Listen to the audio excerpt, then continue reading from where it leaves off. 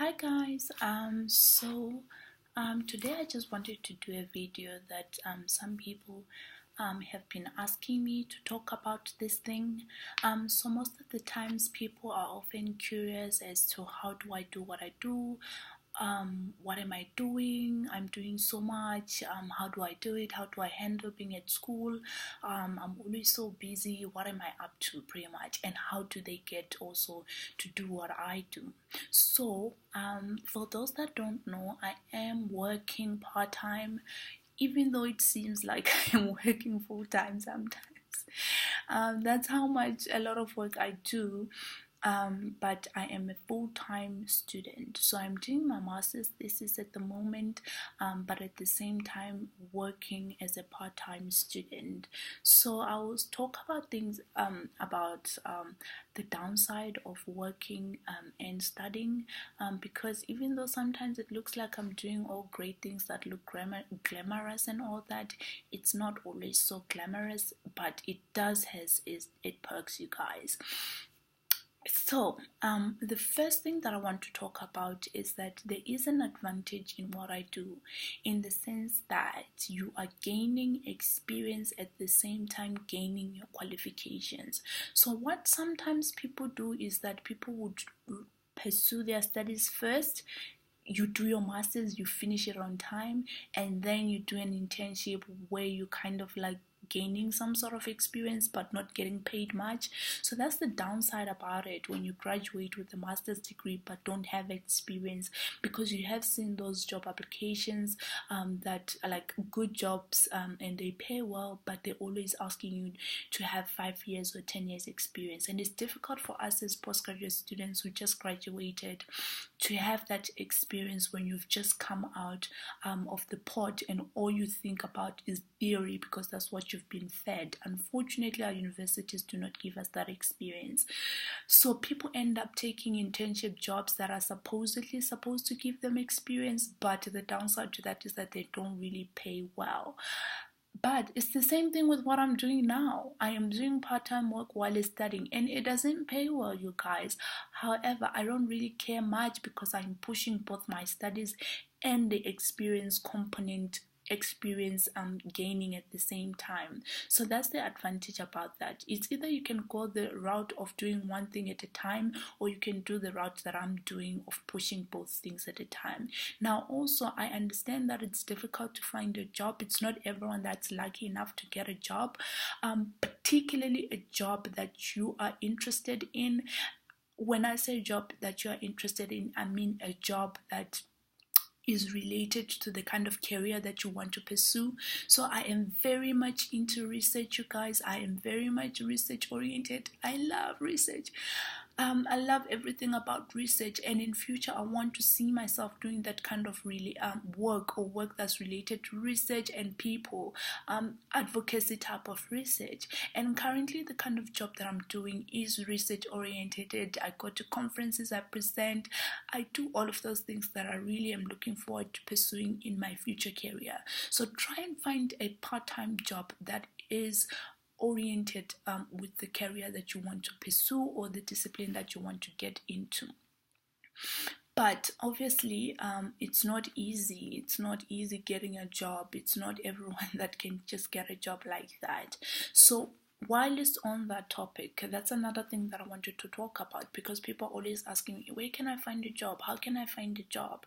And I really, really, really want to stress to you guys. So for example, with myself, I didn't land this job because I knew somebody that knew somebody that knew somebody.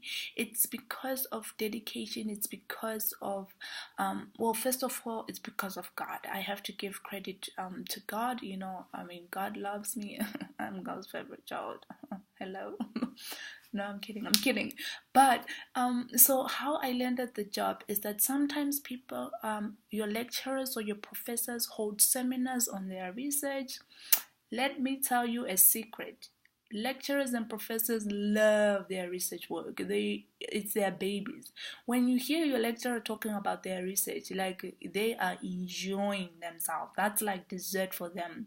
So you also kind of have to get into that. You have to get into that. Show interest in their work, and when you show interest in your lecturers or professors' work, they will also notice you, and you can easily approach the person and ask to work with the person on their research, but at the same time try and approach a person that you are also interested in some way or another in that work that they're doing. Don't go and approach someone who's doing research on rocks when you are not even a rocks person, okay? So try at least find someone who's doing something that you are also slightly interested in, even though you don't have to necessarily 100% be interested in. And if a person is having seminars, if a person is having a research this and that, just go and attend, read their work, engage them on their work, just know how to, sell yourself.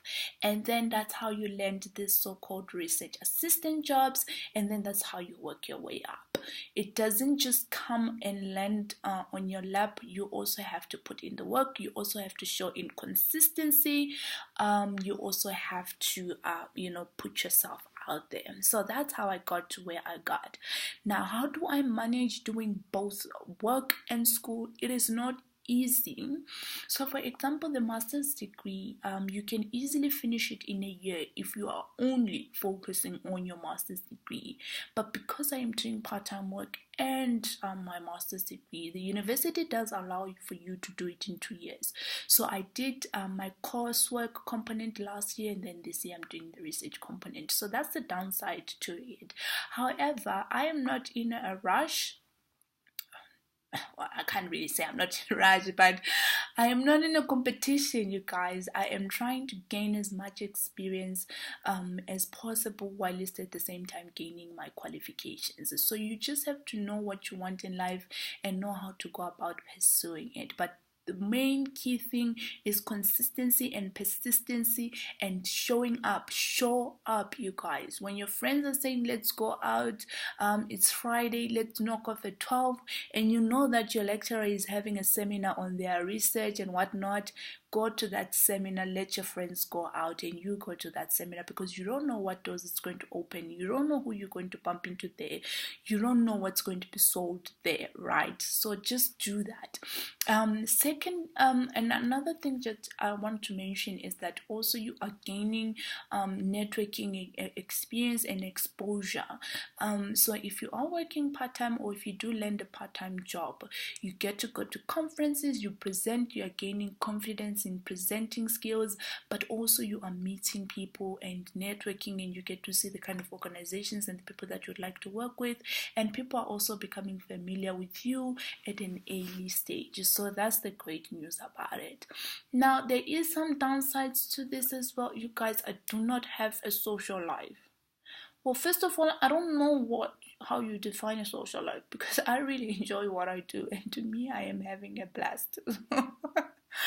So do not take my word for this social life thing, but say in general terms, social life is going out and doing whatever it is that people do out there. If you are that person that is into that, then you are really going to have to make sacrifices, because that's not going to happen.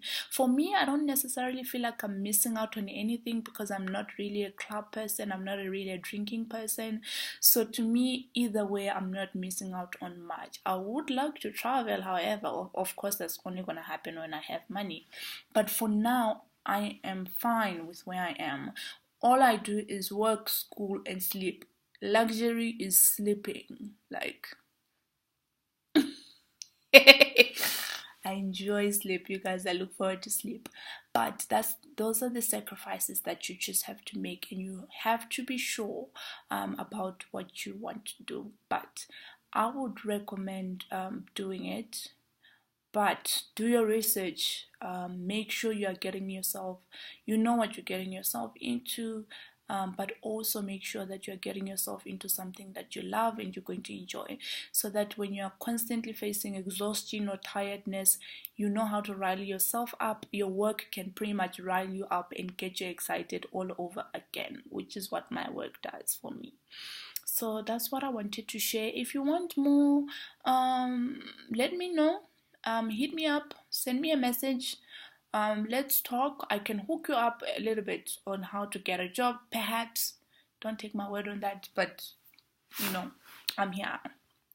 Cheers.